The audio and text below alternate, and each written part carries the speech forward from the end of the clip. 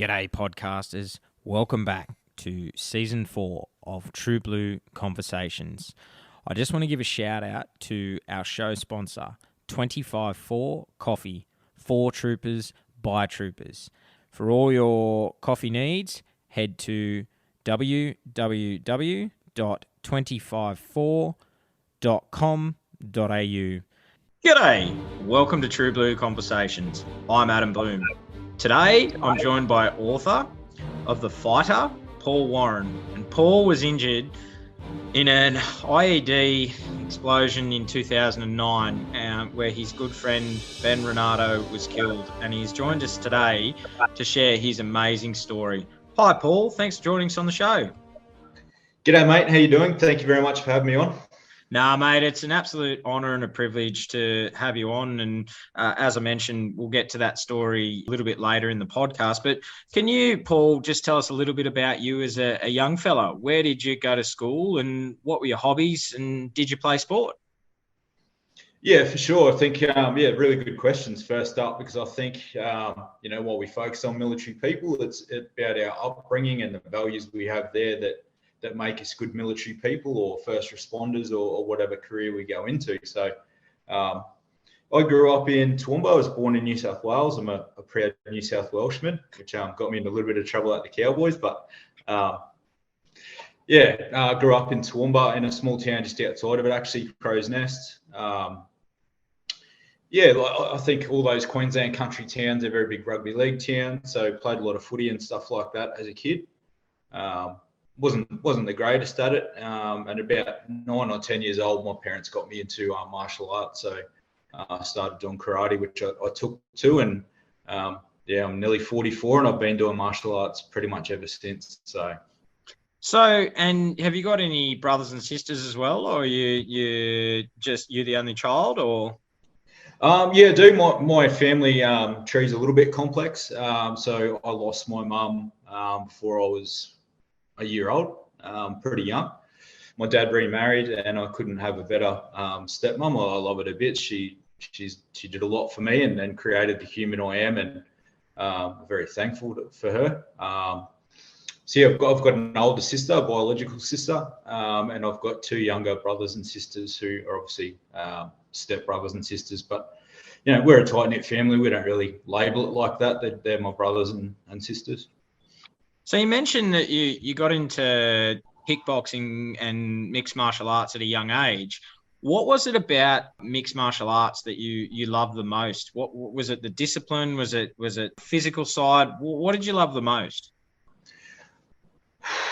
Yeah, really good question. So MMA probably didn't evolve for a little bit. We're talking like maybe 1990. Like I was still a kid. Showing my age a little bit there, but.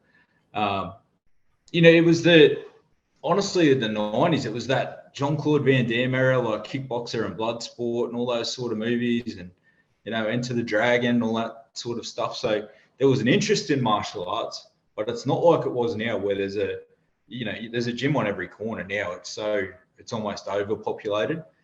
Back then, there wasn't a whole lot going on, and we just started karate at the Toowoomba PCYC, actually. So what I loved about it was it was a bigger commitment. So if you're playing sport, particularly back then, you're probably training twice a week and then competing on weekends. With martial arts, there's no off season, none. So you can compete nearly all year round if that's what you want to do. It's more of a lifestyle, really. It focuses holistically on your diet, your dedication, really, your aptitude to it, and once you start that journey, it's quite addictive. Yeah, I think it's like any chosen sport that you do, Paul, where you've got, like, if you do try, like I've recently got into triathlons, and I'm doing the first one in a couple of weeks' time, and I absolutely cannot wait. Like, it's just the discipline of training, the swimming, the cycling, the running. It's all new, and it's in the sense of, like, it's the same as I would think as MMA, because you've you want to get better. You want to master the techniques. And then it's the discipline of training, then beating your opponent. So I think you're 100% correct. Once you get a taste of something, and then you get into competition, then it starts to get addictive. And you're exactly 100% correct. Yeah, for sure. Congratulations on that too. Like, that's a big commitment to bite into a triathlon. And like you mentioned, MMA, like a triathlon, that there's different levels to it. There's obviously swim, run, and ride, and you've got to train all three. With my fighting, I was only involved in Muay Thai professionally, so which is a lot to work on. But yeah, the current MMA guys that you look at, they've got to be good at boxing, good at jiu-jitsu, good at wrestling, and then have cardio and conditioning and strength and everything else on top of it. I don't know how they keep up, but yeah.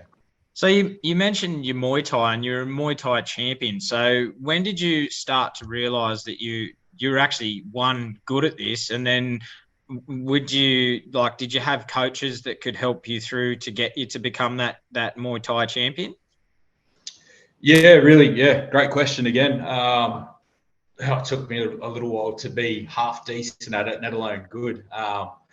I tell this story a lot when I go to either speak with defence and soldiers or schools. I think with kids, like, sometimes there's pressure from parents and things like that to support their kids, but sort of push them in a particular direction. I was always fascinated by Muay Thai as a kid. I'd race to the newsagent and buy international kickboxer magazines and be reading all the articles and stuff. But while I was going through school, I started to make Queensland and eventually an Australian team. Went over to Europe as a 17-year-old when I probably should have been focusing on school a bit more. But when you're from a tiny little town of 1,000 people and they tell you you're going to Denmark in Europe, it's pretty exciting. So I got fourth in the world over there in a karate competition in 1996. And that was just in my age group. So I think 16 or 17-year-olds. And to be honest, mate, this is a good lesson for kids as well, or young people. I came back with a big ego and a little bit, or got a bit carried away with myself. Went and trained with some Muay Thai guys in Toowoomba for about 4 or 5 weeks, and then decided I should jump in and have a fight. They led a 30-year-old man to the ring who bashed the absolute crap out of me. But for some reason, all that reinforced in my head was I had a lot to learn. I had some work to do. I still loved that experience, which I think my parents were horrified to hear. Like a couple of black eyes and I was pretty busted up. But sometimes, when your ego gets battered, that's a good thing. It's about perception and how you respond to that, how you deal with that. And I think it shows resilience too in wanting to come back, you enjoyed the beating and you wanted to come back and get better. And I think that's a great lesson for any young listener who listens to this is, sometimes our greatest failures, mate, comes our greatest success. You kept training, you got better, and then you went on and became a champion. And it's like you said, being young, and mate, I've been there too, 17, and think we all think we're bulletproof, and yeah, we're not bulletproof, and it's a good lesson, but it's a great lesson in itself of just keep turning up, doing the work, and eventually the rewards pay off, and they did for you. Yeah, most definitely. To this day, mate, I honestly, what we'll get to later when you spoke about the incident, I firmly believe that my years in martial arts, and then particularly fighting Muay Thai for 10 years, which is normally a sport that spits you out pretty quickly. So to have a 10-year career, I think I was fairly fortunate. That sport or doing Muay Thai gave me the physical and emotional resilience, I think. Muay Thai is a tough sport, and I train some kids now here at the Gap that are sort of looking to compete, like just cutting weight, starving your body a little bit of food and water. That's resilience building. And resilience is accumulative, right? It's not just one incident that turns you around. It's little hurdles and you keep getting up and getting on top of them, and that's where you build resilience. It's definitely accumulative. So I put the time in, and over the next 10 years I had 2 Queensland titles and 2 Australian ones as well.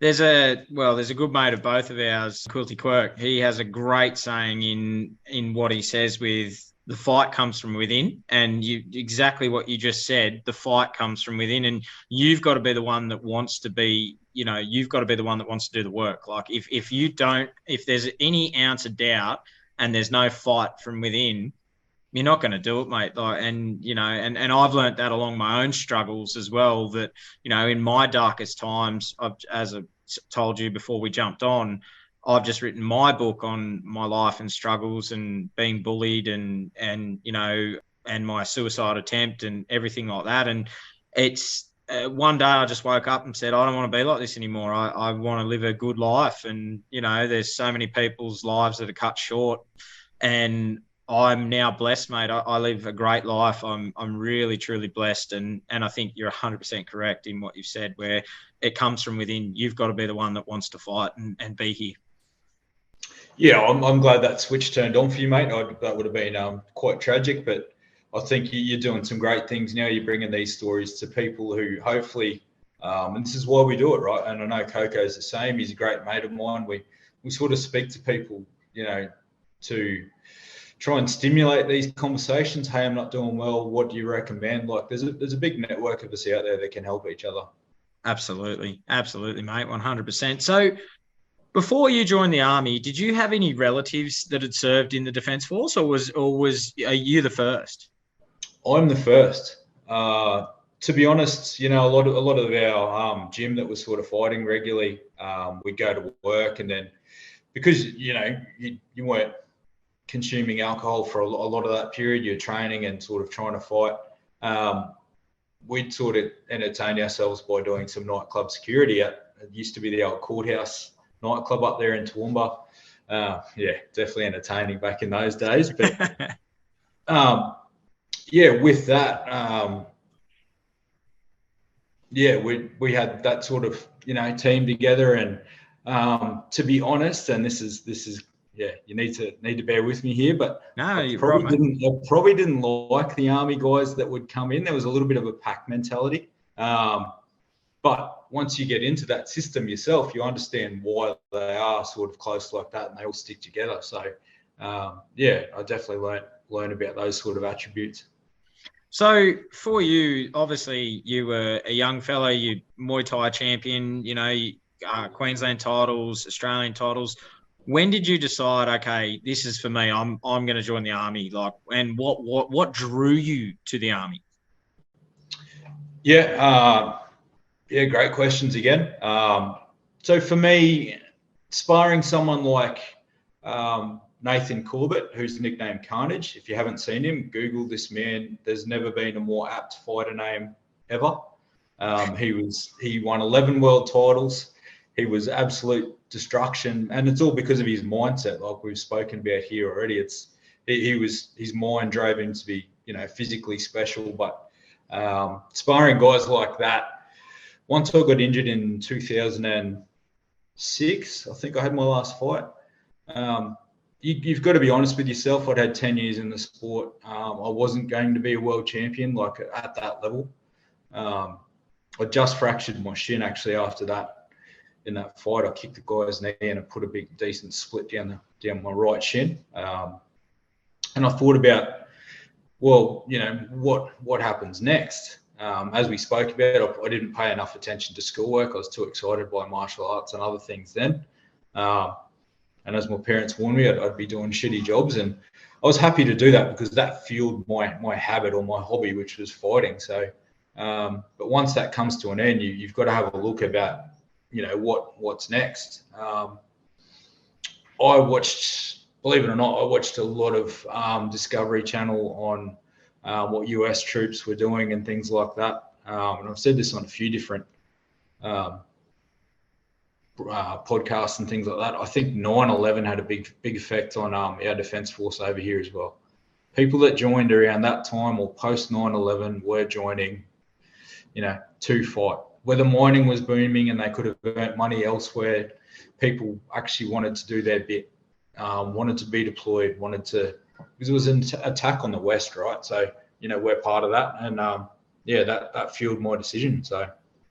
And I guess for you, like when you joined up, did you have the sense that you'd be fighting in Afghanistan 8 years after you enlisted, or was that just in the back of the mind? It was just obviously you mentioned 9/11. Do you remember where you were, Paul, when 9/11 happened? I do, yeah. I think that's a significant thing, milestone for a lot of military-minded people, whether you actually served or not. If you've got an interest in politics or the military space, then So I definitely do remember that, and it was, a lot of the world came to a halt for those few minutes because it's just horrifying to see that footage. Like you said, so I joined in 2007, and I was in Afghan less than 2 years later. So it is quite a turnaround to, yeah. Very quick, very, very quick, mate. Like it's, I know a few, I know a few of my brother's mates that joined as well. And mate, they didn't get it. Like they joined in 06 and then didn't get a Guernsey till, 2012. So it's, you were just one of the lucky battalions that was, rotations through, so high tempo, and it's, just very well lucky in a sense. Well, it's the wrong word, but you know what I mean. Just lucky at the time, mate. Yeah, I mean, you know what? It's a fair word for me. I'll always consider myself lucky because I'm still here. But two beautiful kids, and my life's pretty good. So I'll definitely consider myself lucky. I think there's a few of us that were, we had this in mind when we were going through Singleton. I was 27, so I wasn't your average digger that was 19, 20. We'd sort of looked at, who was looking at deploying, and that's why we chose, 1 and 2 RR for most of us. So you were super fit, and you went to basic training. What was the hardest aspect for you? Obviously, physically you were fit, but mentally, what did you find the toughest, and what did you learn about yourself while you're in basic training? Yeah, so Kapuka's it's a funny old place. Like it's a one size fits all to sort of, I guess grab you, put you all in this box together as civvies and shake it up, and hopefully something a bit more resilient comes out on the other end. It was interesting being an older guy and having some lived experience. Like I'd been to Thailand and trained. I'd seen other cultures. Like I said, I was 27, so I wasn't the average digger. I'd have that life experience. Like when we first got there, I think I was probably older than half the corporals that were sort of, screaming up and down the hallways, like yelling and stuff. But for me, it made sense because in my mind, I knew what they were trying to achieve. You get there at night and there's the whole shock of capture type thing. And when you pull up off the bus and people start yelling at you and stuff, I think from fighting, once again, I've got the ability to slow chaos down a little bit and try and make sense of it. I don't make rash decisions. I sort of try and think things through. And that's I think that's what a big part of that is. They're trying to yell and create this anxiety and make people make mistakes. And there was a young kid there to be very first night our platoon got there, and he put his hand up after about 10 minutes and just said, "This is not for me." Like it was just the way it sort of went down, and there was no physical bullying or anything like that. But I applaud both the staff and that bloke. Like if he realised that wasn't for him, then why stay there and be put in a place where you could potentially be a liability? Or and then the staff's obviously that's their job, is to put enough pressure on people where they second guess what they've done, whether that's the right choice for them. Absolutely, and I guess obviously, mate, it was for you. You found your calling, as they say, and you went through, and then you were posted to 1 RAR, and what was that like getting after Singleton? Going to 1 RAR and then getting to the new unit. What was that like for you? Mine was very stop-start, so I had a bit more of an adventurous path to get there. I had an incident at IETs down at Singo where I was carrying a box at a time. I didn't have hands-free, and I sort of, told this bloke he wasn't sort of helping us too much. And I'm like, just get out of the way. And then like he must have been having a bad day. he threw a punch at me while I was carrying a box. So I didn't even have a hand free to defend myself. And I did have a bit of a temper, and it probably got the better of me then. I did sort of sort that situation out. And I got in a bit of trouble with the MPs. They wanted to kick me out of the Defence Force altogether. And I'm like, well, do you want fighting blokes or not? Like, but lesson learned. I probably needed to sort of focus that aggression a little bit somewhere else, and I could have handled that situation better. But Chris Johnson, who was just CEO of 3RR, he was a young subby back then, and he sort of looked after me, and we had to go to military court and a few things, and we've been great mates ever since. But here's the funny thing, and this is in true Army fashion. They fined me $1,000 after this, calling witnesses in and having this big trial. Fined me $1,000, but they gave me $1,600 in incidentals. Yeah, right. Yeah, okay. Oh, that's mate, I'm laughing because that's just I can just see it as you're looking at it just okay, yep, right, okay, I'm getting in trouble for I'm getting fined $1,000, but I'm getting $1,600 for incidentals. But once again, it's perspective, like we spoke about, mate. Getting sent to TSP is not ideal for everyone, but I always try and find the positive in that. And there were some guys from 6RR that just purely wanted a rest. They'd already done Afghan and Iraq. So in my mind, that was the perfect opportunity to be in small patrols with them, learn a bit more about fieldcraft, learn a bit more about operations. I just picked their brain, and to be fair, I probably learnt more than the guys that went to the unit early that just got, messed around, sitting around the cages. I'm thankful for that. Any experience like that, I was pretty quick to sort of try and take in back then.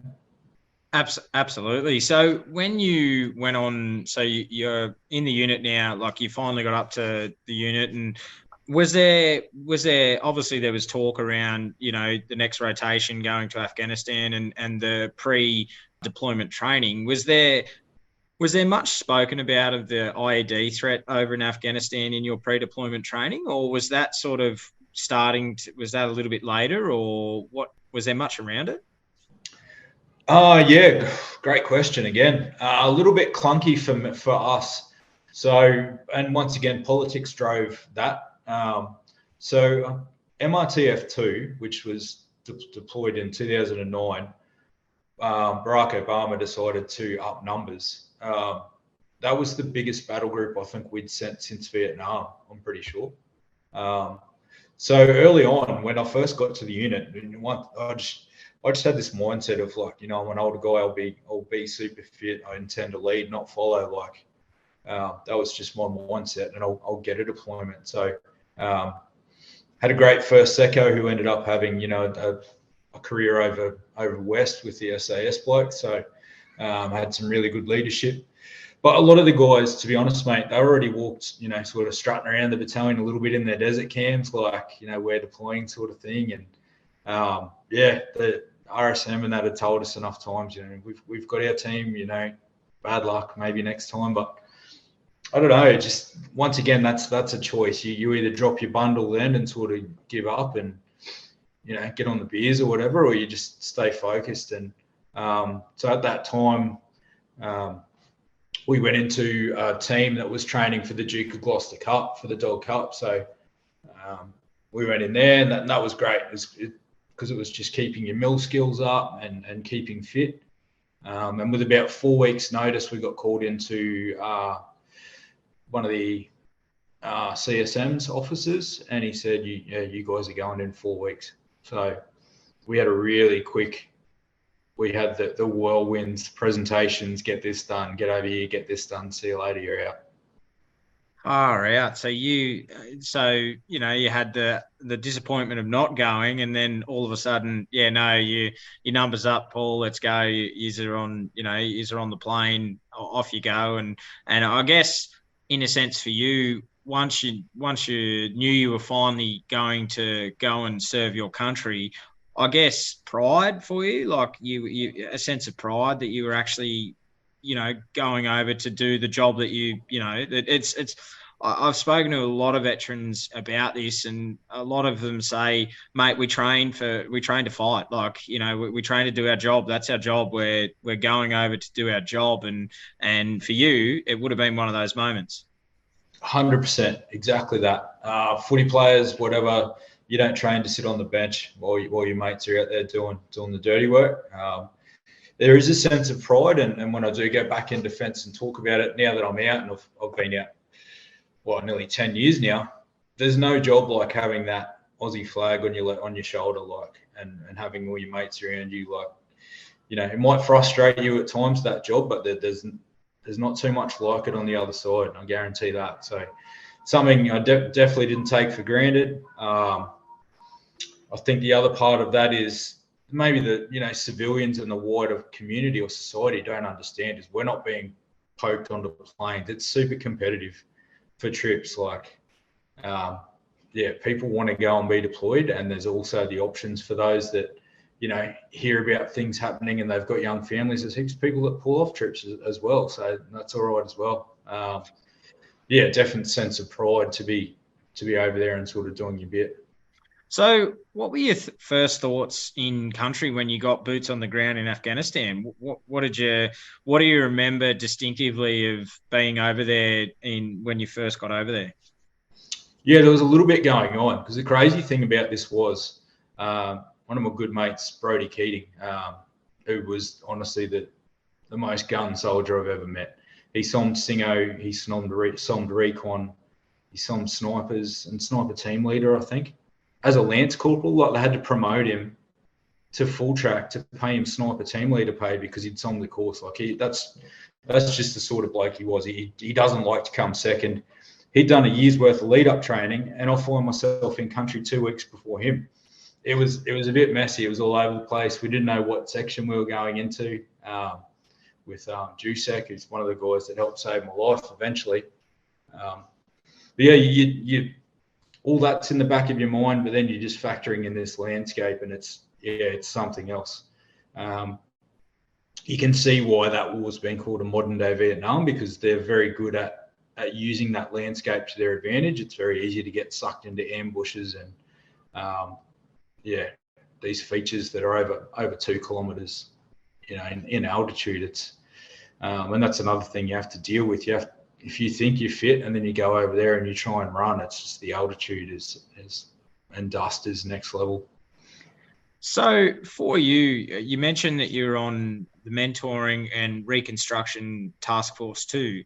Can you share with people who aren't aware of what did that entail? Like, what were you doing over there? So essentially, I think for me, I can only really speak for obviously the combat corps, that part of the battle group. That it sort of got, from what I gather, it got broken into two teams. So your combat team that was out active patrolling a lot, and then your omelette. So the mentoring, those guys did it pretty tough too. They were out at patrol bases a fair bit, and their job was, to mentor a lot of the locals and things like that. So pretty patient people. There's always a good bit of banter between combat team and omelette. Phil Thompson, he probably is my best mate in politics now. I always talk about eating omelettes for breakfast because I was in the combat team. So, there was a lot going on. When you look at 2009 overall, that's the bloodiest fighting season Afghans had from a multinational perspective, whether it's US, UK. There was so much going on back then through, Sangin Valley and that's how the two teams were sort of initially broken up. People doing a mentoring role. For our section, we had Pete Connolly as our CO, and then Andrew Hocking to follow that. So we had some good leaders there. I'm still sort of in touch and good mates with Hocks. So he's a 2-star now, I believe. They were our main roles. So how long had you been in country before the fateful day that, as I mentioned at the start of the podcast, how long had you been in country for? 5 weeks. Yeah, right. So pretty. So it was all new, pretty. Just trying to get your head around an 8 month deployment, was it, that you were initially on, or? Yeah, some of the guys probably did a bit of sort of layover with the next. And I must mention when we got there, it was 7RL we took over from.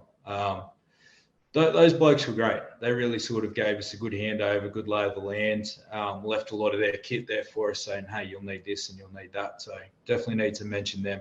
But yeah, it's probably 8 to 10 months that most people did over there. From our very first patrol, we probably knew what we were in for. Like I was carrying a Mag 58, so definitely, 50 plus degrees and carrying that amount of gear, you definitely felt it. And near the end of our very first patrol, there was a white Hilux, a local vehicle driving along the road, and you heard the noise and almost felt the percussion. That hit an IED. And then surprisingly, you watched about 10 locals pile out of this Hilux. They were all jammed in there pretty tight, and somehow survived. So, but that right there and then gave us a good idea of what our main threat was going to be. Absolutely. So you were out on patrol on the 18th of July, 2009, when things took a turn for the worse. Can you share with us what you were doing at the time and what you remember? Yeah, for sure. So what we started, I mentioned Pete Connolly earlier. So I got put into a section over there that was, it was a gun section. They were all recon guys, or had support courses, and a lot of them a few of them went on to SF careers. So, and we were the CO's TAC party. So wherever obviously the CO wants to get a lay of the land and get out amongst a fair bit of the area, and so it was interesting. We got to see a fair bit of even early days, a fair bit of the area of operations, working with Pete Connolly. So on the 17th, he came to us and he kind of feel us a little bit antsy, I think, because it's early on and you just want to get your first contact over and done with and see how you react and what you can fix and what you can work on. And there's a little bit of anticipation or anxiety around it. It's crazy. At least in a fight, I know when it's going to start and what the rules are. Which is probably why I dislike sportsmen talking about this going to war or battle mentality. I'm like, no. If you play a sport and there's rules and there's a time limit and you're probably going to get out alive, then you can't compare the two, I'm afraid. But yeah, that was sort of where we were at. Pete Connolly came to us and said, these guys are going out on a mission tomorrow, and the mission was to find. There was a local IED or bomb maker in the area. And really, we were just a section that got added to another platoon's mission. So we had a reasonably easy role, I guess. We were just sort of giving him some assistance. We left at about 1 a.m, I think. Patrolled in under the cover of darkness. Got down, we had engineers and stuff with us. They'd sort of swept the area. There's no fault of theirs at all. Got in just before first light. As I mentioned earlier, I was on a 58. So you obviously lay that weapon on the ground and you're laying behind that, just focusing on where the guys are going to go in and sort of search the koalas. So, Ben Ranaudo was maybe 3 or 4 meters away from me. We probably, I wasn't lying perfectly still. I was probably in that position for an hour and a half, 2 hours maybe. Locals were there sitting near us. So, that's another tell sign. Locals normally know where the Taliban have buried these things, and they tend to steer away from it. But yeah, they didn't have too much to fear. So it was honestly, it went from a really quiet day to quite hectic straight away. So I've obviously moved around, and I'd sort of got up and done a few things in that period while I was there as well. Moved my right foot to a position where it initiated an anti-personnel mine. That was wired up to, I think they said some mortar rounds. And it triggered an explosion. So I remember all of it. I remember being just launched up into the air, just dust and a real high-pitched ringing in your ear that, it's probably the one thing the movies get right. Every time I hear that noise, when there's an explosion on a movie, it makes you cringe a little bit. yeah, dusty and just a mess. I remember hitting the ground and I thought, all right, start to gather your thoughts. Like, my best option is to get back to the guy closest to me, who was Ben. My first thought initially on it, while all this is happening, is that we'd been RPG'd from one of the other features, one of the other hills. It couldn't have been a suicide bomber because the locals around us had all been searched and checked, and looks like engineers had done their job. But yeah, this thing was buried underneath us, so I've obviously triggered that with my right foot. Tried to get back to Ben. I didn't crawl wasn't crawling very well. Looked down and I saw my leg was gone straight away. So looked up, sort of rolled over onto my back, and I saw the first person I remember seeing was James Thorne, and he came over and sort of started putting tourniquets on me and trying to keep me alive. So I know that I've spoken to you and other veterans as well, and generally there's a threat of that if there's one IED, there's more. And did that, obviously you're on the ground. You at that stage, did you know what happened to Ben, or you were just like the boys had started working on you to keep you alive, and obviously they're trying to save you, but is there a fear as well that you could have been ambushed because of that IED, or?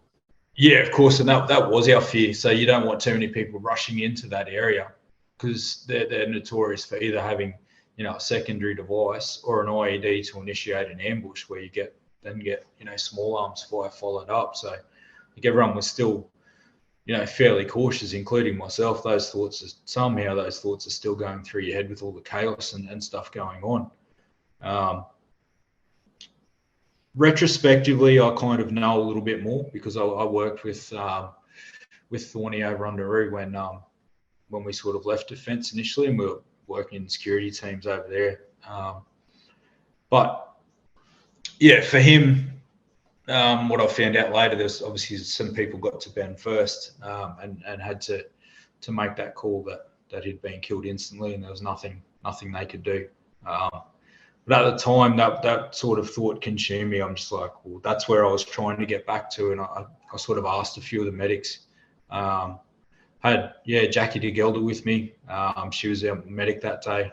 Crazy coincidence that her brother's an amputee as well after being bitten by a shark. So we've spent some time in a few prosthetic shops together. So, but when it comes to military training and handling situations like that, I'm super thankful. Like, everything worked like clockwork. Like Richo and people on the radio got a 9-liner in so quick. I had a chopper to me in 16 minutes, which, there's a thing called the golden hour. If you've lost a limb and then you're outside that, between getting them into a decent medical facility, you're probably going to lose their life. So, very fortunate, because near the end, obviously all my veins had collapsed. They pulled out the drill to punch some fluid into my bone so that it'd go in there, which, believe it or not, was just as painful as missing the leg. So,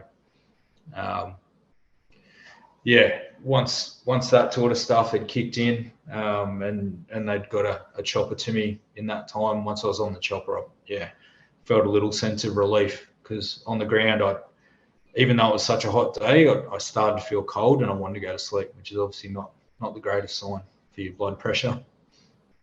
Absolutely. And Paul, if it's all right, I know you lost a good mate, and Ben was a really, really great mate of yours. Can you share with us some of the more memorable moments that you had with him before he passed away on that fateful day? Yeah, for sure. Like, Ben had sort of done Timor with a lot of the guys in the battalion as well. So I'd missed out on that. So I think the media, obviously I just want to give you everything that's sort of, honest and integrity behind it. The media, because we were both in the incident, say that he was a mate, but there was people in the unit that knew him a lot better. I'd really only met Ben in Afghan, but I tell you what, there's just his values and the way he was. He trained very hard. He was quite disciplined. He was super fit. He sort of had big plans. I know he told us he wanted to propose to his partner at the end of the trip and things like that.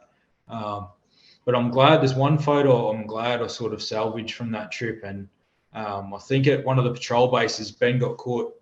You know, he's meant to use the outside toilets, and he just snuck in to use one of the more established ones, which is probably not for us ORs. It's probably for officers. I don't know. I'm just guessing. But and he got caught. So they've obviously punished him, and they're like, all right, mate, you can go and you see that job on all the movies. You can empty them all, take it down there and burn it and stuff like that.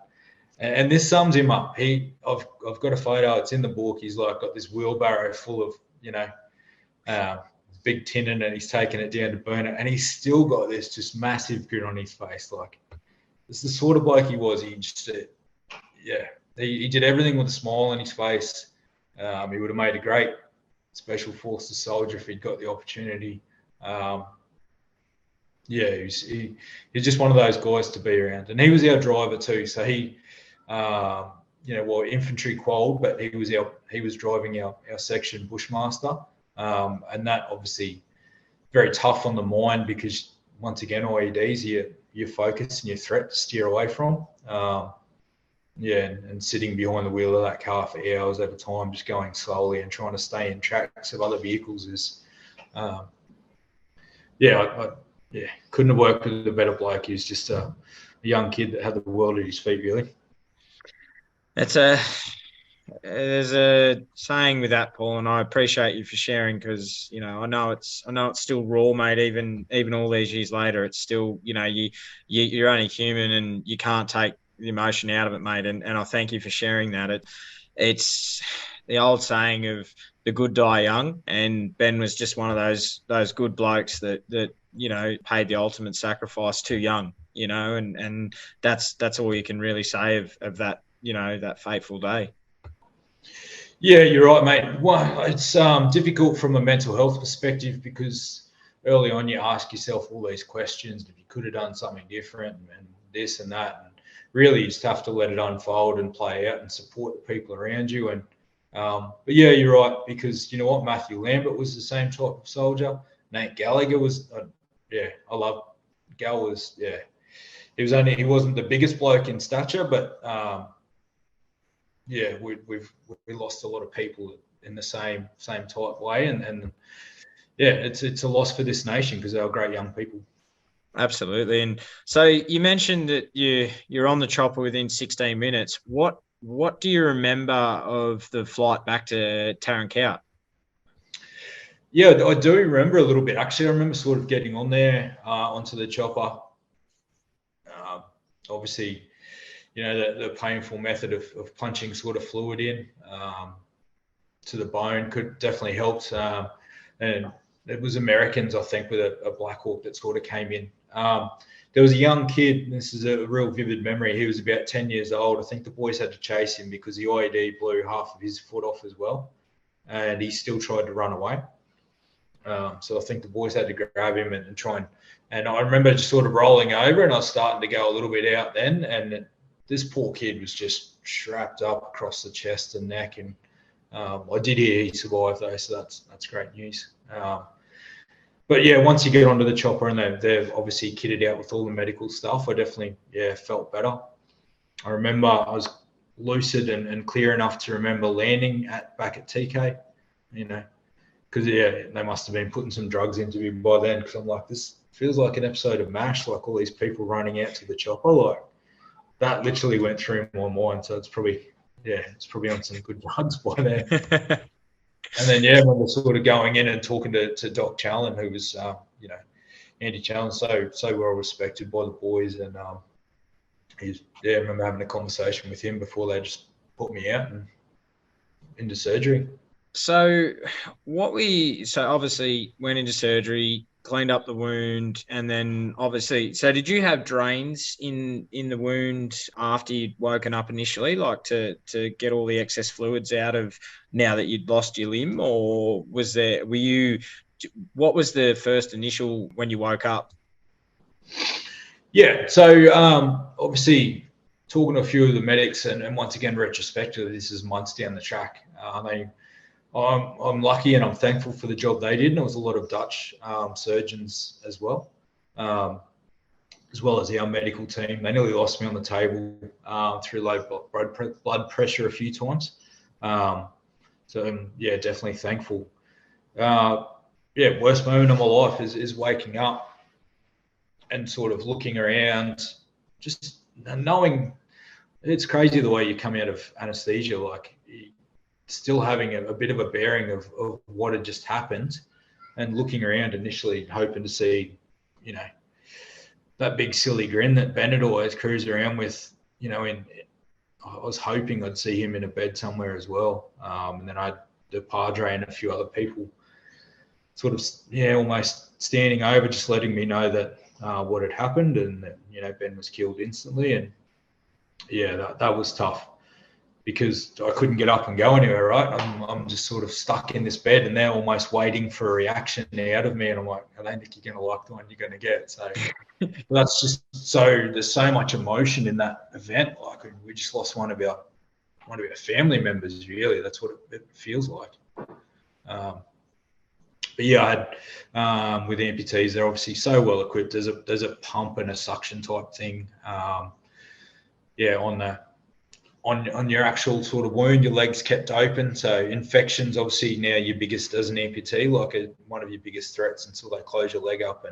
And it still is, really. If you get an infection in your bone, then it's going to cut you up higher, which is going to reduce your ability and your mobility and things like that. So yeah, that's where we're at, and sort of waiting for a chopper to down to Kandahar and then to Bagram. So a few stops on the way out to Germany. So you were told by the doctors, and your early part after after you've been saved and you're back in recovering, that you would never run again. What were your initial thoughts when the doctors told you this? Did you just flick a switch back to your Muay Thai days of, no, I'm not going to, this isn't going to defy who I am, or what was the initial thoughts? Yeah, 100%, exactly. So, it was a bit of a journey, like through those down to Bagram and then out to Germany, and they were putting me in surgeries there every few days and cleaning the tissue. And then from there back to Australia on a Qantas flight, which was interesting. Like, they just put a stretcher basically up the back where the seat backs are, had a stretcher like this, so I had a good view of the baggage thing for however long to Singapore, and then back to home. But definitely glad to get back to Australia, that's for sure. I think defence, considering there's three of us in 2009. There's Damien Tomlinson, obviously double amputee, good mate of mine as well, and then Paul de Gelder. So all three of us became amputees in 2009, and except for Michael Lydiard, I don't think defence had seen that probably since the end of Vietnam. So they're probably a little bit underprepared for these type of injuries. I went back to Gallipoli Barracks in Ogra here, and I spent a few months there. Great hospital. They were really good. They sort of looked after not only me but my family as well. But they were looking through the phone book to send me to prosthetic places. Like, the defence hadn't dealt with it. So the first guy I went to, because I was wearing a pistol as well on my thigh, this blast was strong enough that it turned this pistol into scrap metal. It destroyed it, and it blew that into what's remaining of up the top of my leg as well. So this first prosthetic guy, he just went, I asked about running, and I'm sitting in a wheelchair. I hadn't even walked yet. And he's just like, mate, you're going to have some dramas just getting a leg to fit you properly with all the damage, just walking.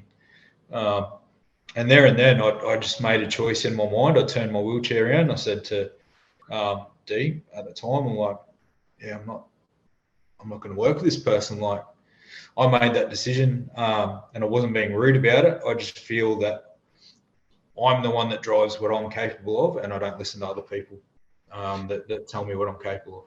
I love that. I absolutely love that, mate. That is such a key message, that we are the driving force in our own. We have the power to drive our own. You know, it's our story, mate. We're the director. You know, we're the lead actor. You know, that's us, and I love that. And I love that you went, no, I'm not accepting. You've already written me off. And you know, and it's sort of what you said at the start of the podcast, where it's back to your Muay Thai days of, you know, like, just, I'm not accepting this. This is, you know, I'm going to live a life, you know, I'm not going to be, you know, I'm not going to be in a wheelchair, you know, like, this is just not going to be me. Yeah, for sure. And I think, you know what, in the days of today, like today, of, you know, social media and everything, and everyone has opinion on things, it's very easy for people to, you know, let other people be their drivers, like, or naysayers, or, you know, yeah, you're in control of. You need to hold yourself to account, and don't be so offended when other people try and hold you to account. The most important thing is what the standards you hold yourself to. Absolutely. And there's an old saying, the standard you walk past is the standard the standards you live to. And absolutely, mate. And it meant, you mentioned two great mates of yours, Damien Tomlinson and Paul de Gelder. It's actually ironic, Paul. I'm actually going to have them both on this season of the podcast. So yeah, I'm talking early days with Paul, and he's very keen, and Damien's good to go. So yeah, they're just great blokes, like, an amazing, inspirational. You know, I read Paul's book the other day, and just, mate, another amazing guy. Like, you've just mentioned, people out there that need inspiration. You only got to look at you guys. You know, like, you guys are just absolute inspirations, mate. And I mean that in every sense of the word. So, you know, absolutely, you just inspire so many of us to keep pushing. Yeah, I appreciate that, mate. Thank you very much. I'm in good company with those two guys. But yeah, if there's anyone out there struggling a little bit, just Google some of the stuff de Gelder puts up.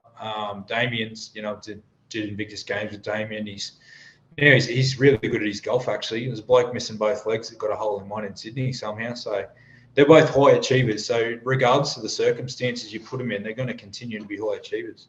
Absolutely. And so are you, mate. Don't sell yourself short either, mate. You're doing amazing things as well. So, you know, don't sell yourself short, mate. You know, I often see what you put up, mate, and it's inspirational stuff too. So well done to you as well. And obviously, we talk about when when the prosthetics person said, you know, nah, that's it. You know, what was the initial rehabilitation like for you? Like, learning to walk again, and then, you know, then starting with your prosthetic leg, and what was some challenging times that you faced in that period?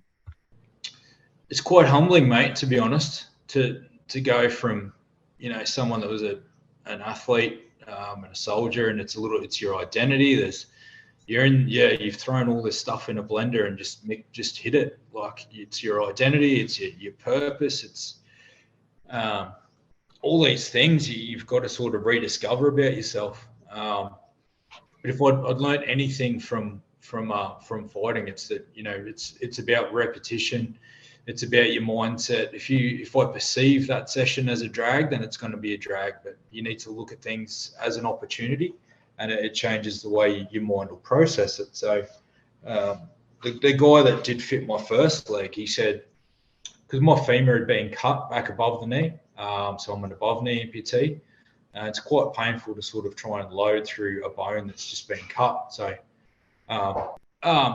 so you were talking, Paul, about the first initial like when you got your first prosthetic leg. Yeah, so it's mindset once again. Like, I didn't worry about what other people were doing. You worry about your own backyard first. So yeah, the guy that was there sort of and had made my first leg, he said, because most people only walk for 10 minutes for their first session. Yeah, I walked for an hour and a half. Because that's my life now. The quicker I could adapt to that, the better I'm going to be. 10-minute sessions weren't going to get me to where I needed to be. So, may have overdone it a little bit, but that's just the mindset, I think, and that's going to be your new life. That I needed to adapt to that as quickly as I possibly could. So obviously I mentioned Paul. I read Paul's book the other day, and I've spoken to Curtis McGrath, and I've read Damien's book as well, and your book. And did you have the phantom pains of when you lost that limb? Did you suffer that like the other boys as well? And how painful was that for you?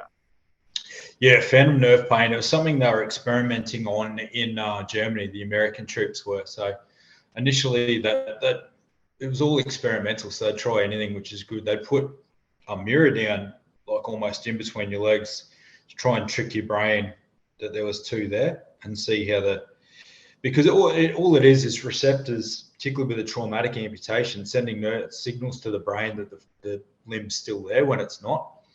But yeah, early on, it was crazy. You get anything from an itch around the knee or the calf that you can't really scratch, or I've got pins and needles sort of in my foot now. But the really bad ones, I think, felt like water running down my leg. Or I don't get them so much now. I've just started a DVA trial. That CBD oil is becoming so prevalent. Yep. And if there is any veterans out there, Provocatus down around the Wollongong area and DVA are on board now with providing this sort of stuff to help our sleep pattern, our pain management, and things like that. I've probably only had, since I've been on that trial with CBD oil, I've probably only had 2 nights where I haven't slept, where normally I probably get this once a month, and it's like having a cattle prod zapped under your foot every 2 to 3 minutes. So to try and sleep through that, it's like a torture thing. Like you're literally pulling your foot away that's not even there. Your nerves are such a funny thing. But I don't want it to be a shameless plug what I just said about Provocatus, but I think they're doing great things for veterans, and they can steer veterans away from some of the heavy pharmaceuticals that are addictive. So if your sleep pattern's broken or you're suffering with pain, maybe send Provocatus a bit of an email or give them a call. So you mentioned that you're dealing with a physical injury, but you're also dealing with a psychological. How physically and emotionally draining was this on you? That was the hard part for me. When I try and put it in context, as I do in my head, I'm like, I've gone from fighting strangers for money to having a fair bit of mental resilience. I think you just turn up and back yourself to do your best. To your confidence had sort of dropped with your ability and your mobility, and but for me, putting this leg on, and the first one was not made very well. It was a big, heavy fiberglass one, where they're most made of carbon fiber now. So putting this thing on every morning reminded me that my mate was gone. That was the part I had to deal with. So, and the only way around that is put that leg on and do something positive to live the life that your mate would have wanted you to live. So you mentioned that, Paul, and it's a really key thing that you touch on.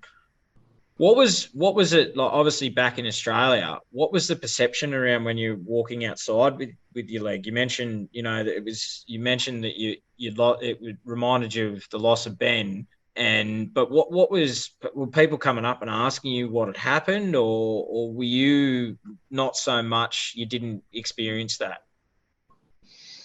Yeah, definitely. And I think early on, while you're going through all these things. Plus, the other big factor there is a lot of my mates are still patrolling in Afghanistan. So in my mind, I'm like, I don't want to see any of my other mates in this position either. Like there's a little bit of anxiety around that. Kieran McCarthy, who runs as a GP, runs Go To Health here in Brisbane. He was one of the medics.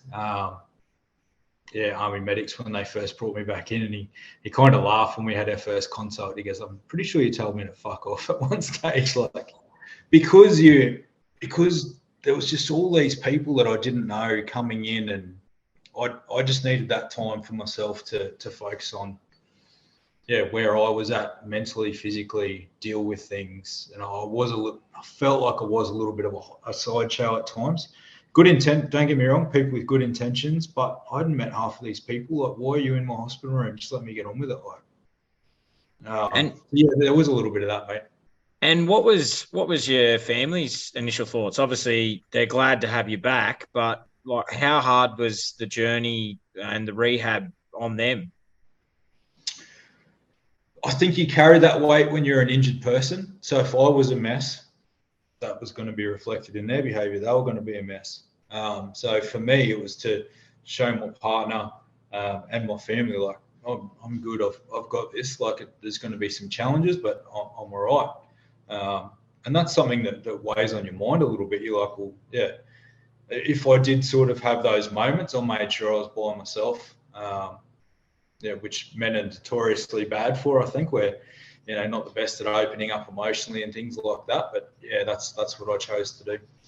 So, obviously, through the period, who motivated you to, like, who did you have any inspirations that you could turn to who'd gone through similar, or who motivated you in your initial rehab?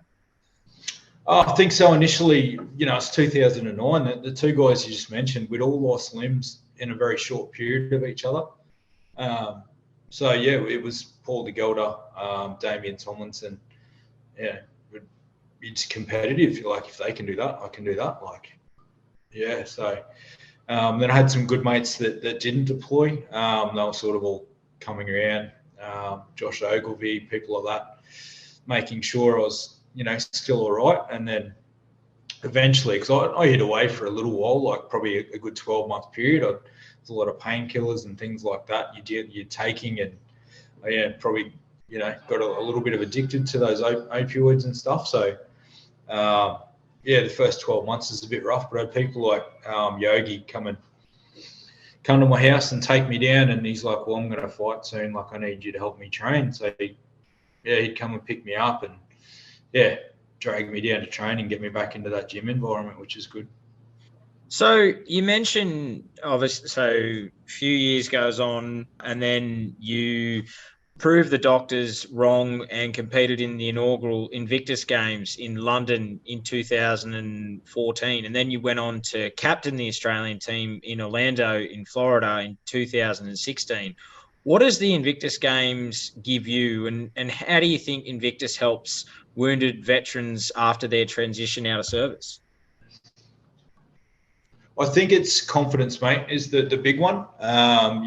People that need to find a new identity, you can help them do that. It's hard though you can't be a professional adaptive sports person. It's quite difficult to a lot of these sports and games. They're more beneficial at the community engagement level. So programs like that where people are going to turn up every week, and it's not about the big tier one things like Invictus. Because in 2014, if you just go to something like that, and we had nearly no preparation, I just finished a week of night shift on Nauru. So, and then 2 or 3 days later, flying to London, and find out that they'd put me in about 9 sports because, you know, Curtis McGrath was there, but he had the captain duties for the first one. So I was one of the only sort of above knee amputees, and they put me in all these sports I hadn't done since high school. So we definitely weren't anywhere near as prepared as the UK or US, and they're lessons we learnt. And the significance of that was people like myself and Philip Thompson came back to Townsville and went, you know, this is the biggest garrison city. Let's put together a wheelchair basketball program. And it doesn't have to just be for amputees. What about the people that hurt knees, ankles, backs? We can keep them fit and motivated before that physical injury becomes a psychological injury. Because that's Absolutely. What all long-term physical injuries will do. They'll grind you down mentally. Absolutely. And then 2016 for you, obviously you'd learn a lot from 2014. What was that like for you going to 2016 and being the captain, having the honor of being the captain in 2016? Yeah, mate, feel extremely privileged as a proud Australian to captain that team. We had our challenges again because just just the rehab systems are a little bit different. So definitely up against it when you're competing. US and UK sort of aligned a lot of their wounded veteran engagement with Paralympics. So some really high level people there. Sport can be very rewarding and uplifting, but if you're getting flogged, it can be very demoralizing as well. But for me, having the captain job, I loved it. I was kept very busy. We had to do obviously all the media engagements. I got to speak on a mental health symposium with Prince Harry and George Bush. I went sort of live on ESPN and a few of those sort of things, which are great. It's more than just medals, Invictus. You get to learn from other countries and how they're doing with rehab, mental health, what programs and stuff are working. It really is a great event. So, after doing 2, I felt that was enough for me. And I think I've lost that competitive edge. I'm nearly 44 now, so I treated my body like a hire car for a long, long time. It's nearly ready for a rest, I think. No, mate, it's as you say, but I think the competitive fighter will stay in you forever, mate. And it's it's a good thing you say, like you can realize as you're getting older, the body doesn't bounce back as what it used to in your younger days. But I understand it totally. And what is becoming a father for you? Like you became a father, and how did that change your life? That was instrumental in me turning a few things around. You can get trapped in moments of trauma, and I was talking to a good mate about this, who's a mindset coach for a lot of fighters and athletes, Iggy. He said a lot of people that go through trauma, whether it's military related or not, the hard part is not being trapped in that place and time. So you've got to put things in place or other drivers or motivations that. So my daughter Kiani was born in 30th of August 2010. So roughly 12 months after I was blown up. So just a little bit after that. Honestly, for the next few years, I went from taking all these meds that doctors were sort of sticking in my face. As soon as she was born, I barely took a Panadol for the next 2 or 3 years, because I had this other person, it wasn't just about me anymore. I had to get my shit right and my life right so I could take care of this person. So both my kids, and then I had Jax in 2012, and we named him Jax Benjamin Warren. So obviously for that reason, and very thankful. My kids are everything. Absolutely. And I think I spoke to a few people, mate, who've had like a few veterans, and they said it's a real calming, like you put it to your issues just go to the side, and like you just said, you've got another human being that you need to care for, you need to bathe, you need to feed, and your problems just seem, so little compared to that little person. And I think, like, I haven't had kids yet, mate. My brother, he's got a little 18-month-old, and my niece, mate, I love it to death, but it's not the same as having your own, and my brother said it to me the other day. He said, mate, once you have kids, they're life-changing ads. Like you won't ever, be the same after you've had children. And I think you're right, mate. It sort of redirects your purpose, and the little things aren't so, they're not as big anymore. And I mean, obviously you can relate to that because you've got kids. Yeah, little things that become trivial that used to wind you up just don't. And you're not just, that's not your thinking just for that period of time around when they're born. It's like my kids are 12 and 10 now. I've had osteo integrations. I've had to give up running and a few things, but my kids will never see me sit at home doing nothing. Like that's burnt into my brain. I need to set the example for them that when, if life goes bad or, these things happen, you don't just throw in the towel. You got to keep cracking. So I'm mindful of that every day. So I mentioned that you wrote your book, The Fighter, and you openly discuss your physical injuries and mental health. What was this process like for you, putting your story on paper? And did you realise how far you had come from 2009 and with everything that you've achieved going forward post that fateful day? Yeah, so the big drivers for that were Jesse Bird was a very good mate of mine. Took his own life. We seem to be catching up with mates at funerals way too often. There was obviously a depression and suicide epidemic within defence or the veteran community. And I think it's still ongoing, to be fair. I know we've lost a few recently as well. So there was a few factors. Obviously, you see the cover of my book, you can see a physical injury, but I was perfectly balanced to be able to discuss the difference between a physical injury and mental health, particularly with men, because we don't speak about it anywhere near enough.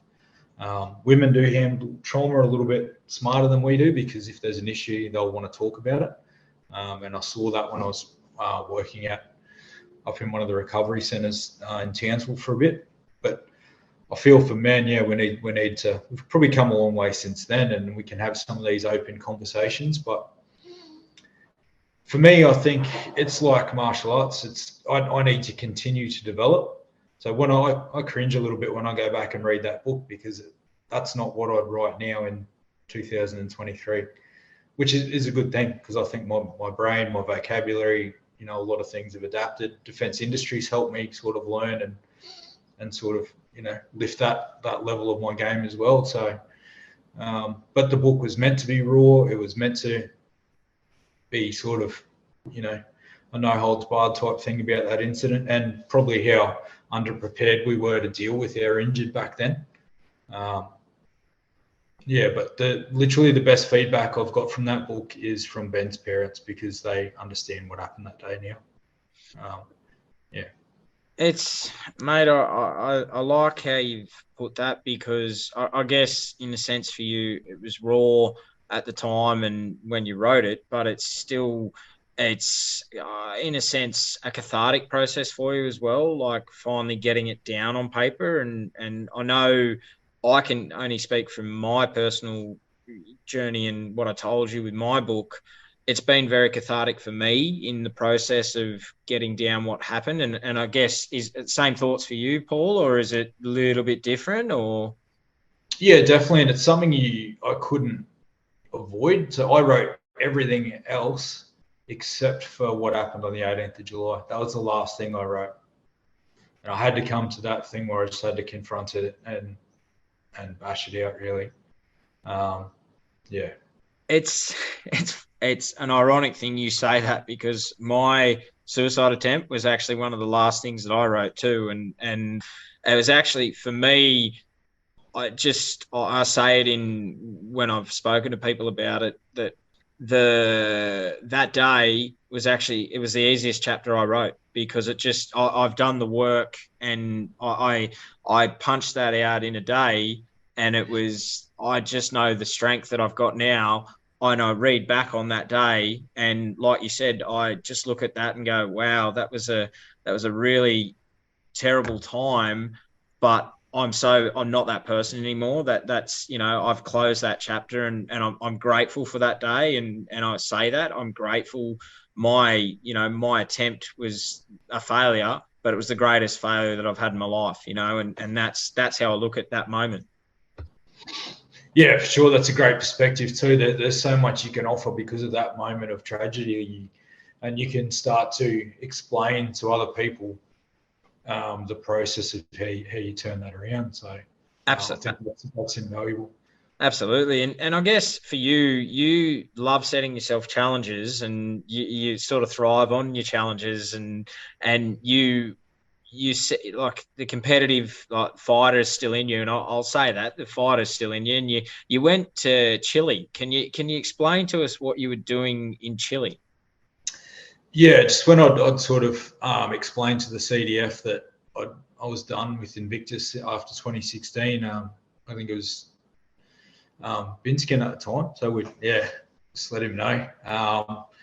because like I said, I'd done 2 Invictus Games, and I thought, yeah, it's time to retire from these physical things and having kids. And then Rheinmetall sort of rang me. I got the opportunity through Curtis, actually. I think Curtis sort of put me in touch with some people, and they wanted to take 2 wounded veterans, one from the UK, Chris Bailey, who'd broken his back with a failed piece of equipment when he was rappelling in Iraq. He fell about 20 feet onto the ground. The 2 of us and some Rheinmetall trucks to the highest drivable point in the world in terms of altitude, which is the Andes Atacama in South America in Chile. So over 6,002 or 300 meters. It's one of the 7 summits. So for some reason, for a bloke that lived in the tropics at sea level, I went, yeah, sure.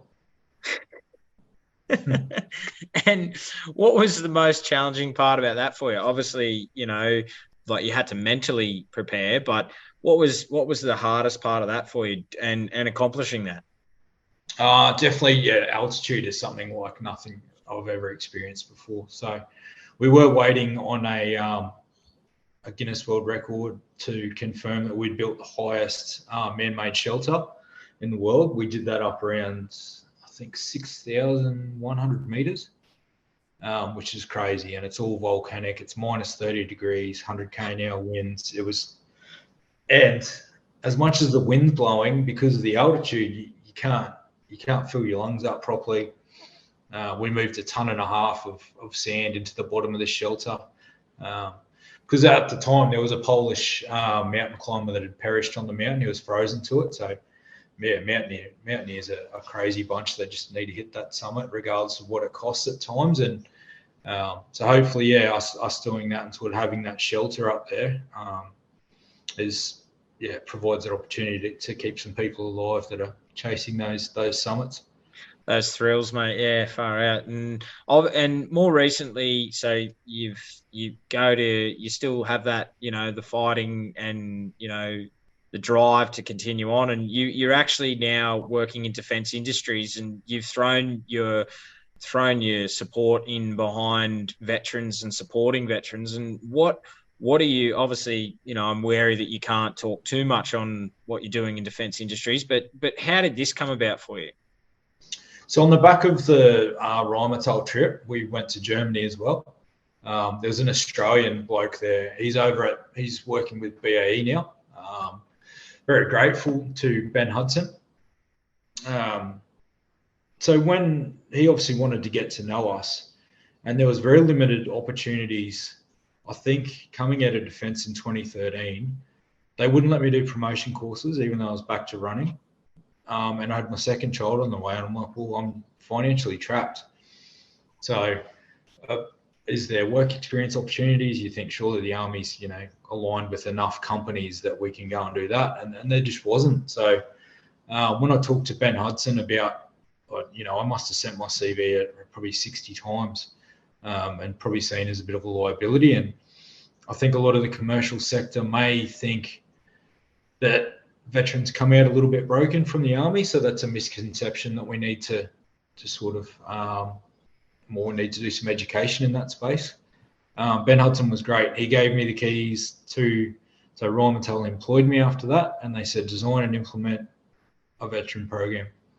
That program won the Prime Minister's Veteran Employment Awards in 2020. So my purpose with that and what I set out to do, it's probably a good metaphor for my life, is to do the hardest thing first. So people with complex injuries, I got another amputee, and he was the one, we piloted the program with him. And we just offered him flexibility, go and see what quality assurance does, go and see what these guys do. Pretty proud of the fact that was 2017, and BJ, he's an ex-2-4 guy, and then he went to the RAF. He's still at Rheinmetall as an employee. So I'm quite proud of that program. So is that still being funded today, Paul, or is it was that a one-off, or is that still being funded? That's an internal program that continues to run. They continue to engage with veterans. They'll do a 12-week trial while they're on DVA NCAP payments, and then it's great because it gives the veteran some accountability. Like, you're not going to get handed things. I think there's we may have blurred the lines between impairing people and entitlements with the veteran space. But that program over there, you come in for around a 12-week period. And if you want a job at the end of it, that's up to you. So you need to sort of prove your worth with the company. And I'm really proud to say that I think the head of security over there with cybersecurity and stuff, he was a veteran we picked up. There's some guys in the quality assurance team, some guys on the production floor. The Rheinmetall program is still going pretty strong. No, it's good to see, mate. And you're also involved in like motivational work with North Queensland Cowboys. And how did this come about? And what does this give you? Like, what do you love about the work you do with North Queensland? I love footy, like I always have since I was a kid. So it just wasn't obviously my calling as a sport, where my sort of martial arts took over that for me. So you mentioned Coco earlier. Aaron Payne, when he had the Cowboys under-20s, and then Todd Payton had the under-20s as well. They'd call out Coco and myself in to talk around Anzac Day. And obviously our themes are look left and right, trust your teammates, do exactly what you do in a contact, and trust your teammates, communicate with them, don't let them do your work, you do your own work. There's no such thing as tired on Anzac Day. Just get in and have a dig for your mates. And Michael and Todd Payton sort of got me to come in, and I ended up sort of leaving Rheinmetall. I felt like I just need a little break from defence stuff. It can be very consuming at times.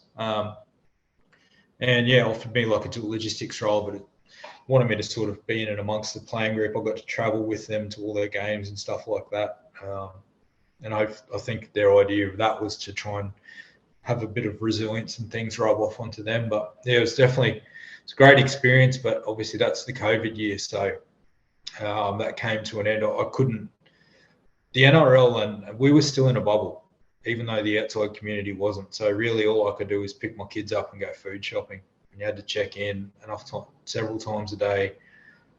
I've still got my own medical stuff to manage. Like I need to, that's part of being a veteran in the workplace. You need to keep up with your own rehab. I couldn't see my physios and stuff. So unfortunately that came to an end. And at the same time, my sort of lease was up in Townsville, and I just went, you know what, time for a new beginning, and moved to Brisbane.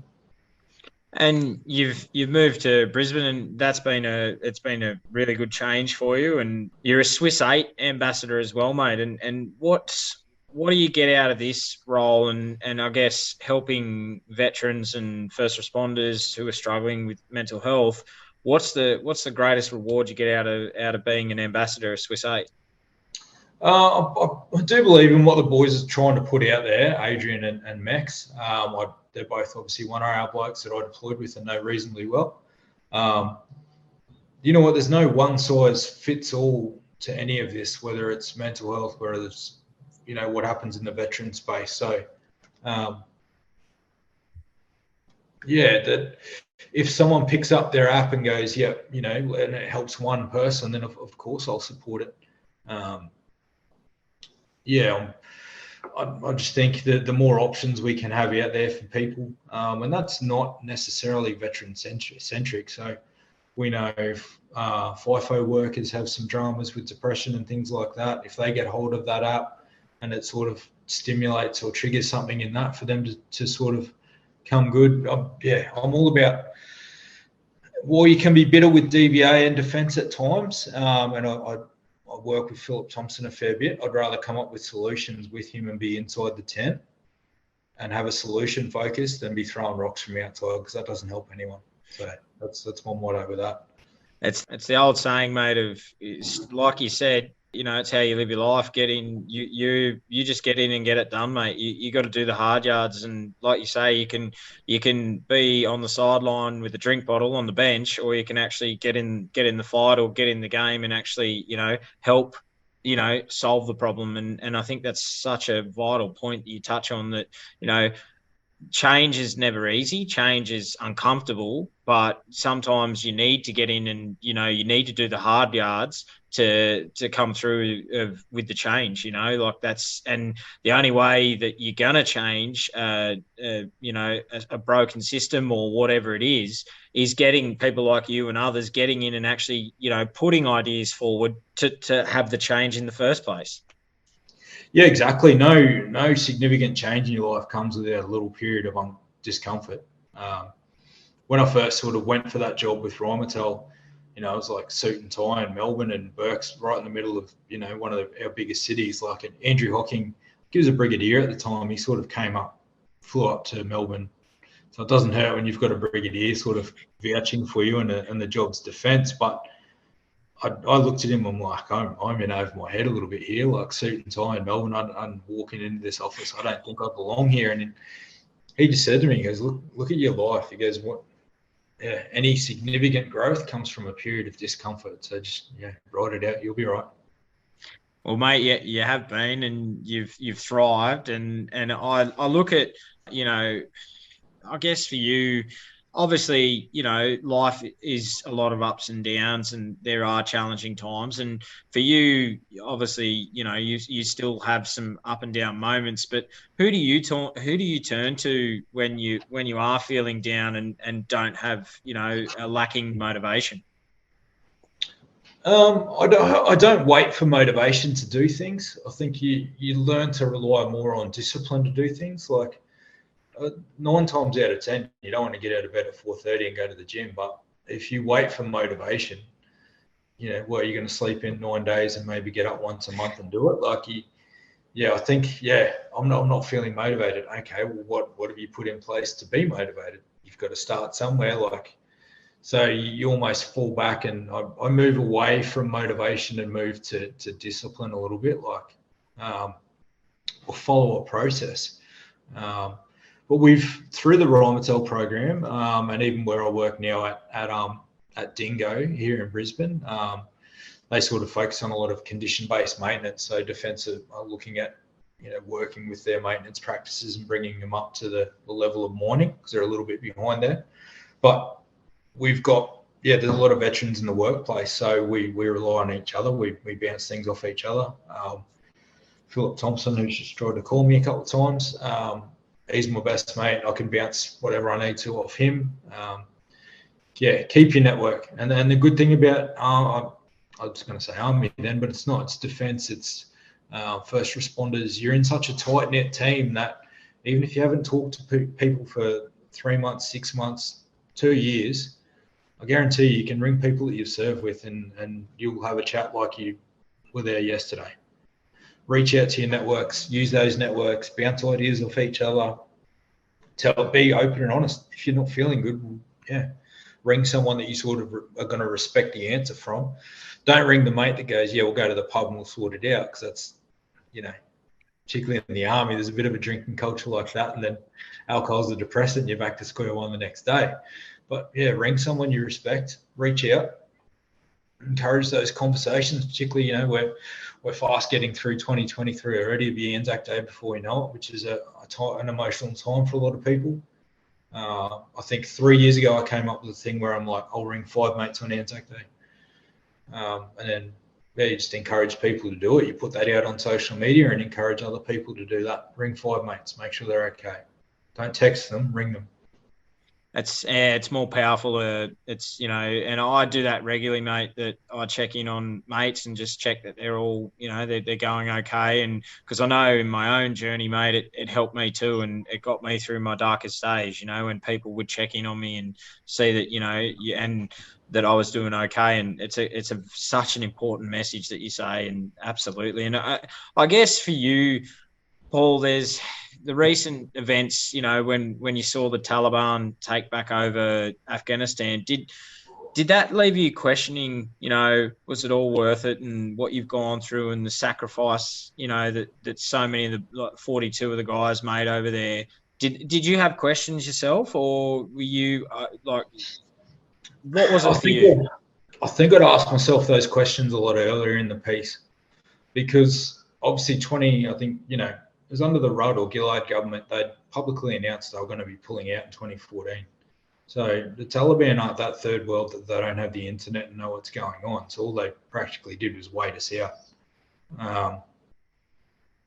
Yeah, but obviously you go through a lot of those things, and it feels un-Australian to half do a job and then leave it. But I'm not sure what the solution would be to that place. In response to a lot of things, I think that, you know, the release of the Brereton report and things like that are particularly unfair, and they put more bring people back to traumatic times that they're probably trying to move past a little bit. I respect and I appreciate Ben Robert Smith, because I think this country asked him to do a job that 99% of us couldn't do.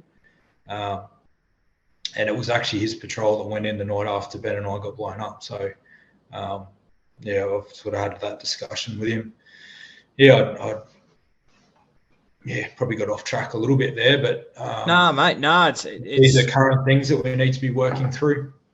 Absolutely, no. I look, I'm in agreement, mate. Mate, there's what's next for you. Like you've done some amazing things since that fateful day in 2009. What's next for Paul Warren? What do you got? For me, at the moment, it's a real focus on some career and study stuff. So I want to do an MBA. I've worked in defense industry for long enough now, and obviously my passion for that is because of the dark stuff the day we just talked about. I want soldiers, sailors, and airmen to have the best possible kit we can have. And there's obviously a lot of other benefits by, you know, reinvigorating our manufacturing with defense spend and defense production. I want to lead. I don't want to follow. So I need to do an MBA, and I need to, you know, I'd like to be an operations manager or have a senior position in one of the defense companies, because I'm still driven and sort of motivated by that.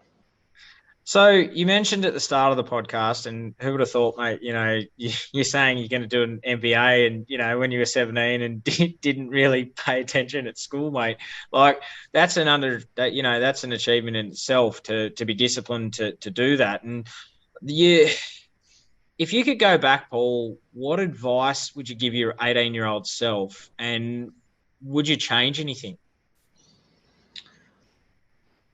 I don't think I could, mate, to be honest. I think my pathway towards sport gave me the physical and emotional resilience I needed. So that, you know, I'm not a big believer in superstition and things like that, but obviously that's the path I had, and it sort of happened for a reason. And if I was an 18 or 19-year-old digger in the same circumstances without, you know, the resilience of 10 years of fighting, then maybe, I wouldn't like to think how mentally draining that process would have been. So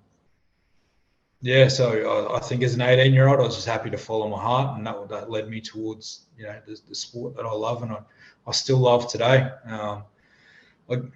It's just changed. I'm obviously not chasing belts or anything now, but with social media, online bullying, all these sort of things, you know, some young kids that I see come into our gym now that maybe they don't have the best upbringing, or, you know, a few of them, you see some self-harm marks and things like that. That's where I get my satisfaction now, is give me a couple of weeks with those kids, and I'll make them confident, and I'll deliver a different person back to their parents.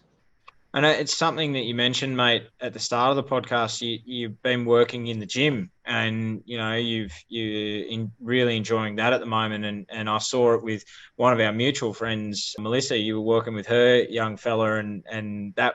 What's that like, working with the younger kids? And obviously, you just mentioned, you know, changing the discipline of, you know, obviously discipline, but also giving them confidence. What else do you enjoy and working alongside your great mate in his gym? Yeah, so I joined the army with Ryan, and sort of when I moved down to Brisbane, I stayed with him for a bit, and he was doing some good things. So definitely jumped in there. I think, kids, it's definitely, you know, where it's at. When you're building a gym, you build it from the ground up. I've got some really good juniors over there. But I just get, it's rewarding, but in a different way. And to be fair, I probably had to get through a few of my own insecurities on the way, because I'm an above knee amputee. I can't can't demonstrate a lot of what I used to do, and I think that held me back for a little while. But if anything, that's just made me my language and my verbal things better. I've had to coach differently. I'm like, all right, try this and this. Which at the moment we've got a thriving sort of gym and some kids that are probably going to compete later on this year, which is great, and look forward to seeing where that goes. So, Paul, what advice would you give to anyone who may be struggling, and what do you hope that they take away from your story? Oh, yeah, that's a loaded question, mate. We all have dark days. When you hear stories like this, don't be overwhelmed by it. When you see, Paul de Gelder, he's obviously had his moments as well, but he's made some choices, put some processes in place, Curtis McGrath, Damien, to get them back to where they are. It's not just click your fingers and get there. And not relying on motivation like we spoke about earlier. It's let's focus on discipline and the process to get us there. If you're struggling, I can honestly say since VVCS rebranded to Open Arms, I think they're doing great things. But reach out to your mates, even if you haven't spoken to them for a year or two. Believe it or not, I've got a mate here that I did Kapuka with that's just posted back to Brisbane. So that was 15 years ago or something. So you just pick up like it was yesterday. But reach out to people, have the conversation. Say, hey, I'm feeling this and this, and Mate, it's something that I advocate for on all my podcasts with veterans, and now I'm opening it up to first responders because I'm a first responder myself, and inspirational people that I've met along the journey of changing my life. And mate, it's never weak to speak. It's actually a sign of strength. And with my psychologist, he told me, Adam, it's a sign of strength that you've actually put your hand up and said, I'm not okay. I am struggling and I need help. And I say it to everyone who will listen, Paul, I say it that I wouldn't be here now if I didn't get the help that I needed 7 years ago. I honestly, I would not be here and be talking to you, have written a book and speaking to inspirational people like you. It's, as you say, mate, it's never weak to speak. So, break the stigma down. And, if you are struggling out there, call Lifeline, call Beyond Blue, call a friend, and just say, I'm struggling. I'm not doing, I'm actually in need of help. And mate, it's amazing the support you get when you actually do those things. Yeah, for sure. Yeah. Put some standards on yourself. I do it at the moment. And it's from going through things early on. I'm like, all right, if I have that down flat day where you just get out of bed and you feel like everything's on top of you, I'll give myself that day. I don't let it carry over to the next day. The sun comes up again tomorrow, get out of bed and have another crack. So for me, that starts with diet, exercise, and knowing when I shouldn't and shouldn't drink. They're the three big ones for me. Absolutely. No, great advice, mate. Well, mate, there's a quote that I want to finish with on your story. It's one that I truly believe sums you up. And if I can, mate, I'd like to share this to you as well. Paul, your story is one of true courage, grit, and determination. Your story is one of resilience and never giving up, no matter how hard it must have been. The quote is, I have learned that courage was not the absence of fear, but the triumph over it. The brave man who is not he who does not feel afraid, but he who conquers that fear.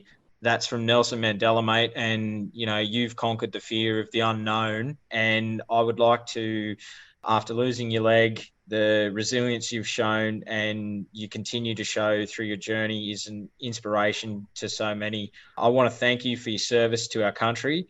And I want to thank you for the work that you do for veterans, first responders, and many others who are struggling with mental health issues. I appreciate you coming on True Blue Conversations, Paul, and sharing your amazing story. So thank you, mate. It's been an honour and a privilege to have you on.